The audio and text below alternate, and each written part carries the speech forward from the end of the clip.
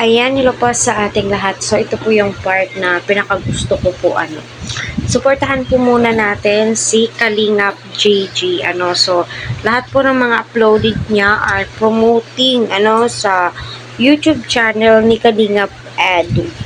Mga topic po niya sa live is mga puro Edu, di ba? Suportahan po natin siya, maka-EDC po si Kalingap JG. So, ito po ay BTS ni Kalingap JG. So, kita naman po natin, fully cam, 100%, na nagkukulitan ang dalawa at masasabi mong napaka-sweet po talaga nila, di ba? Sabi niya, ni Ads, ay, hihiramin ko muna si VNC, ibabalik ko lang bukas. Ano yan? Ano yan, Edo? Laruan? Pagpaalam mo muna sa mama, di ba?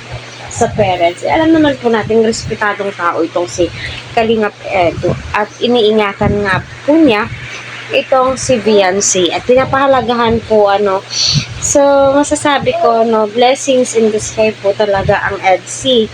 Especially, nung dumating si Edu sa buhay ni Beyonce. At ganun din po itong si Beyonce, nagtutulungan po silang dalawa. Compatible po talaga sila, na matchy-matchy, Masasabi mo na malaki yung improvement po talaga nila simula ng naisabak sa Kalingap serye.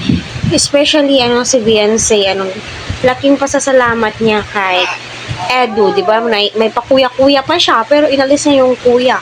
So, bakit ka naman magkukuya? Nanliligaw na yan sa'yo, Beyonce. So, nakakatuwang isipin, na kita nyo, ang lalim na po ng samahan nila.